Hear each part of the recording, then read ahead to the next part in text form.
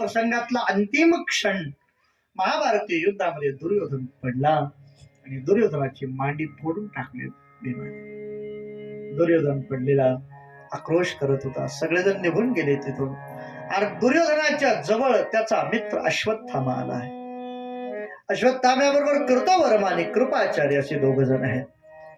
त्याला काय रे, काय करतोस तू? अरे भीमाने माझी मांडी फोडून टाकली. अरे आता आता काय मृत्यूची अंतिम घटना, अंतिम काही क्षणाची वाट पाहतोय.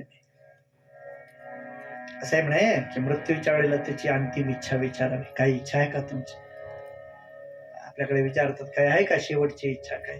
कारण मनात जर काही राहून गेले ना तर त्याच्यासाठी त्याला पुन्हा एक दुसरा जन्म घ्यावा लागतो. म्हणे एखादी इच्छा जर असेल तर ठीक आहे मी पूर्ण करतो असं म्हणल्याबरोबर तो मुक्त होतो त्या इच्छेतून. म्हणून तर विचारलं अश्वत्थामाने काय रे काही इच्छा आहे का शेवटची? म्हणे हा मला पांडवाचा मृत्यू पाहायचा होता. दाखवू शकतो?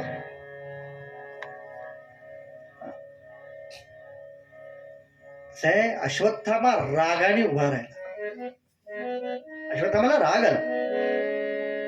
का माहितीये? अश्वत्थामाने सांगितलं अरे तू तू तू तू आपले वडील आपले आजोबा पणजोबा म्हणून पितामहांना सेनापती केलंस, मान्य होतं, काही हरकत नाही. त्याच्यानंतर माझे वडील द्रोणाचार्यांना सेनापती केलंस, मान्य होतं.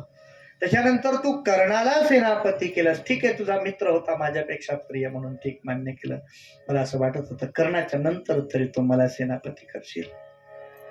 तू शल्याला सेनापती केलंस पण मला केलं नाहीस. जर तू मला सेनापती केला असतास मी त्यावेळेला पांडवाचा मृत्यू दाखवला असता तुला. दुर्योधनाने सांगितलं जर तू पांडवाचा मृत्यू दाखवत असशील तर आत्ता सेनापती करतो तुला. आपल्या रक्ताचा तिलक केला, जा तू सेनापती, मला दाखव पांडवाचा मृत्यू, मी काही वेळ आणखी प्रतीक्षा करतो. रात्रीची वेळ होती. अश्वत्थामा निघाला. कृतवर्मा कृपाचार्याने आपल्या बरोबर घेतलं. पांडवाच्या तंबूच्या जवळ आला. सगळ्यांनी आपापली शस्त्र आपापल्या शस्त्रागारामध्ये टाकून दिले होते. सगळेजण आपापल्या ठिकाणी निवांत झोपे गेले होते. 18 दिवस चाललेलं घनघोर युद्ध आता शांत झालं होतं. युद्ध बंदीची घोषणा झाली होती.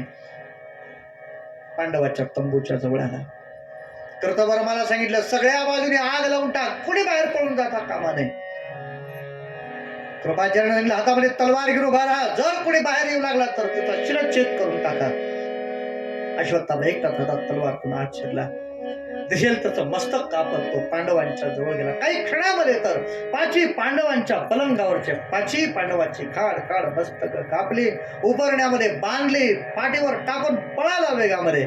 त्याच्या मागोमाग अश्वत्थामा कृतवर्मा कृपाचार्य पण पळाले. सगळेच दुर्योधनाच्या जवळ आले. दुर्योधनाने पाहिलं काय रे काय झालं? आणले बघ तुझ्या 5 पांडवांची 5. कमाल आहे, जे भीष्म द्रोणाला जमलं नाही ते तू कसं केलंस?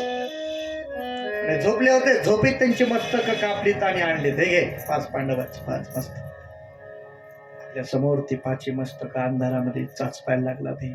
दुर्योधन त्याला भीमाचं मस्तक पाहिजे होतं, मोठं मस्तक होतं ना, म्हणून ते मुद्दाम भीमाचं त्याच्यातल्या मोठं कोणतं ते घेतलं त्यांनी. त्याची इच्छा होती की आपण त्या मेलेल्या तरी भीमाला जोराने मारून तोडून टाकावं, म्हणून ते जोरात तोडण्याचा प्रयत्न करणार. तेवढ्यामध्ये ते मस्तक अगोदरच तुटलं आणि त्याच्या मनामध्ये शंका आली. कैक वेळेला युद्धामध्ये मी प्रसंगात मी त्याचं मस्तक दाबून तोडण्याचा प्रयत्न केलाय पण तुटलं नव्हतं, आणि आज एवढ्या लवकर का तुटलं असेल बरं? नक्की नक्की हे पांडव नाही. पांडव नाही मग कोण होत हे? मी तर पांडवांच्याच तंबूमध्ये गेलो होतो, 5 पांडवांच्याच पलंगावरच्या पांडवांना मारलं होतं, मग हे कोण आहे? त्या दिवशी भगवान परमात्म्याने 5 पांडवांना तिथून दूर नेलं होतं. आणि 5 पांडवाच्या जागेवर कोण झोपलं होतं माहितीये? राजाच्या जागेवर कोण झोपू शकतं? राजाची मुलंच ना. 5 पांडवांना द्रौपदी पासून झालेली जी 5 मुलं होती ती त्या पलंगावर झोपली होती. मारली गेली ती 5 निष्पाप मुलं. हे जेव्हा द्रौपदीला कळलं, काय आक्रोश केला असेल. आता शिशूनाम निधनम सुतानाम, मुलांचं निधन तिने ऐकलं, ते डोळ्याने पाहिले, रक्ताच्या थारोळ्यातली मुलं. मोठ्याने आक्रोश करायला लागली द्रौपदी. तिचं ते रडणं ऐकल्यानंतर सगळे लोक धावायला लागले. काय झालं काय झालं? भगवान श्रीकृष्ण परमात्मा पांडवांच्या सहित धावत आले. काय झालं काय झालं? पाहतायत तर काय 5 पांडवांची मस्तक बुद्धीरहित अशा अवस्थामध्ये ती मुलं दिसत आहेत. भगवान परमात्मा द्रौपदीच्या जवळ आले, तिला सांत्वन करतायत परमात्मा. ताम सांत्वयं आह किरीटमांडू. भगवान सांत्वना करतायत तिची.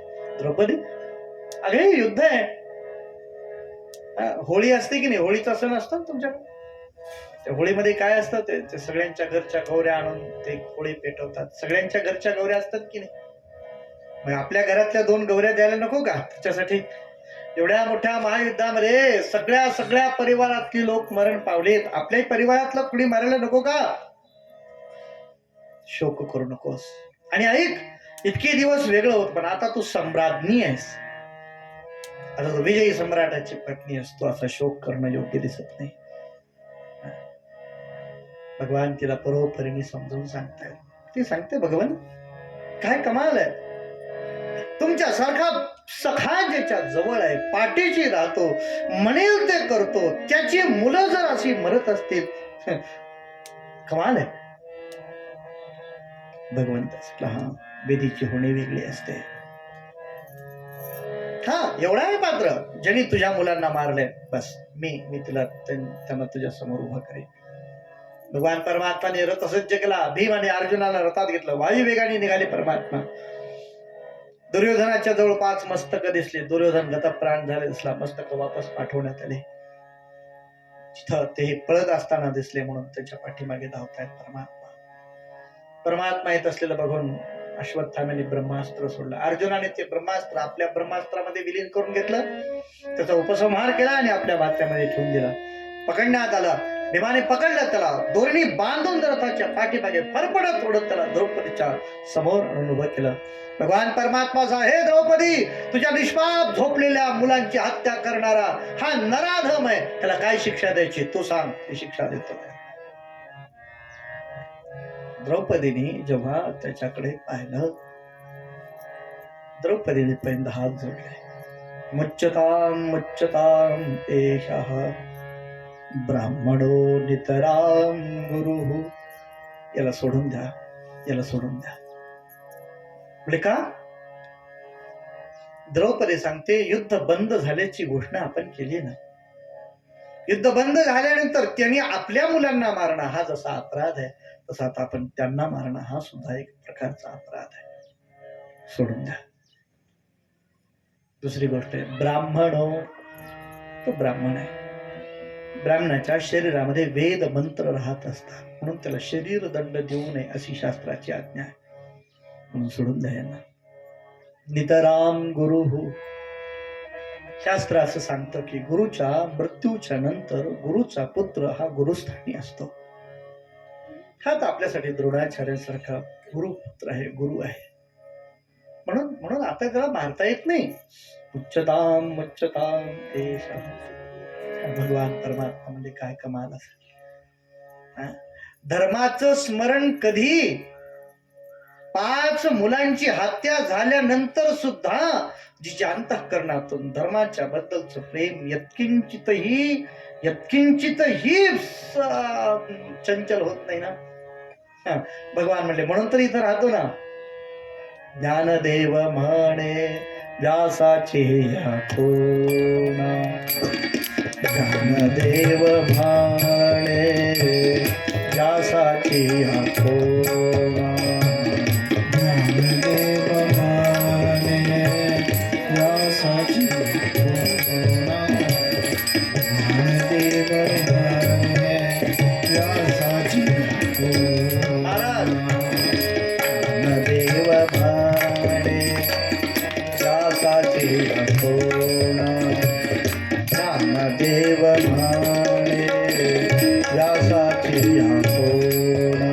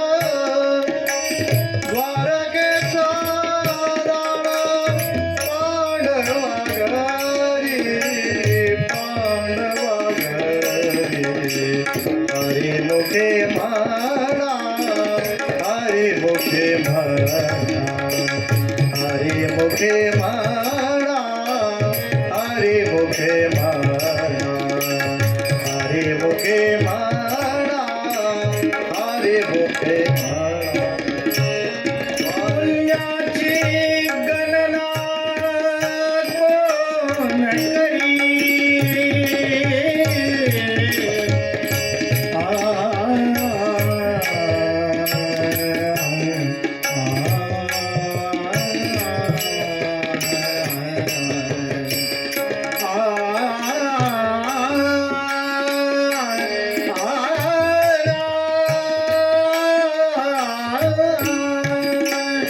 पुण्याची गणना कोण करी? पुण्याची गणना कोण करी? हरे राम राम राम सीता राम राम राम. हरे राम राम राम. सगळ्यांनी म्हणा, मोठ्याने म्हणा. राम राम राम. हरे राम राम राम सीता राम राम राम. हरे राम राम राम सीता राम राम राम. सीता राम राम राम सीता राम राम राम. सीता राम राम राम सीता राम राम राम. राधे श्याम श्याम श्याम राधे श्याम श्याम श्याम. राधे श्याम श्याम श्याम राधे श्याम श्याम श्याम. राधे श्याम श्याम श्याम राधे श्याम श्याम श्याम. सीता राम राम राम. सीता राम राम राम. सीता राम राम राम. सीता राम राम राम. राधे श्याम श्याम श्याम राधे श्याम श्याम श्याम. राधे श्याम श्याम श्याम राधे श्याम श्याम श्याम. गोपाल कृष्ण भगवान की जय. धर्मं न्यायं सकरुणं निर्व्यधिकं समं महत. जेव्हा जेव्हा द्रौपदीचं म्हणणं ऐकलं, द्रौपदीचं म्हणणं कसं होतं? धर्मम, धर्म्य होत. न्यायम, न्यायाला धरून. निर्व्यलिकम, त्याच्यामध्ये कुठलंही कपट नव्हतं, निष्कपट भाव होता. द्रौपदीचं हे म्हणणं ऐकून धर्मराजाने म्हटलं, हा बरोबर आहे. पण मी म्हणला नाही नाही, शास्त्र असं सांगतं की झोपलेला असेल, लहान असेल, स्त्री असेल, अशा लोकांची हत्या करणारा आतताई असतो आणि त्याचा वधच केला पाहिजे. हा अर्धा नियम झाला, बरोबर आहे. पण शास्त्राने काही जणांना मारूनच टाकावं असं सांगितलेलं आहे ना. कारण शहाणी माणसं मत्तम प्रमत्तम उन्मत्तम सुप्तम बालम स्त्रियम जडम प्रपन्नम विरथम भीतम नरिपुम हंती धर्मवीर. सगळ्याची नावं सांगितलं असलं असतं, पुन्हा वेळ जाईल म्हणून सांग. त्याच्यामध्ये सुप्तम असा शब्द. सुप्तम म्हणजे झोपलेल्याचा जो वध करतो तो अपराधी आहे. धर्मराजाला भगवान श्रीकृष्ण परमात्मा, अर्जुन अर्जुन ऐक ऐक, भीमदादा पण नियम सांगतोय, बरोबर आहे. द्रौपदी पण नियम सांगते, बरोबर आहे. आता ह्याच्यातलं कोणतं करायचं? मी तुला गीता सांगितली, तू सुज्ञस, तू निर्णय घे, तू करशील तो मला मान्य. अर्जुनाने आपली तलवार उपसली, त्याच्या मस्तकावर एक मणी होता, तो मणी छाटून दिला आणि अपमानित करून त्याला तिथून हाकालून दिला. एषही ब्रह्मबंधूना मदो नान्योस्ति दैहिका. त्याचा हात तोडणं, पाय तोडणं, शिरछेद वगैरे हे त्याला वध नाही, हाच त्याचा वध आहे असं म्हणून त्याला तिथून हाकालून देण्यात आलं. निघून गेला अश्वत्थामा तिथून. भगवंताने सगळ्यांचं सांत्वन केलं, सगळ्यांची काही अंत्यकर्म वगैरे सगळी केली. सगळे शेवटी हस्तिनापुरामध्ये दाखल झाले. हस्तिनापुरामध्ये आले, भगवान परमात्म्याने सगळ्यांना व्यवस्थित हे घेतलं. त्याच्यानंतर राजाचा राज्याभिषेक केला धर्मराजाचा. त्या दिवशी भगवान थांबले आणि दुसऱ्या दिवशी भगवंताने सांगितलं, आता मला द्वारकेकडे जायचंय. परमात्मा द्वारकेकडे दुसऱ्याच दिवशी जाण्यासाठी निघाले. सगळ्यांचा निरोप घेतला परमात्म्याने. परमात्म्याचा रथ सुंदर शृंगार करण्यात आला होता. आपण माऊलीचा रथ पाहतो ना, आळंदी पंढरपूरच्या वारीने कसा सुंदर शृंगार दिला असतो, तसा परमात्म्याचा शृंगार दिला रथ. त्याच्यावर भगवान परमात्मा रूढ झालेले. राजभवनातून हळूहळू रथ बाहेर यायला लागला. दोन्ही बाजूला अनेक सभासद राजमंडळी उभी आहे.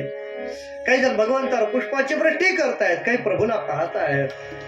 भगवान परमात्मा सगळ्याच्याकडे पाहून कुणाला हात करतायत, कुणाला नमस्कार करतायत, कुणाला आशीर्वाद देतायत. असं हळूहळू पुढे जात होते आणि अचानक पाठीमागून शब्द ऐकायला ना, अरे वो विठ्ठले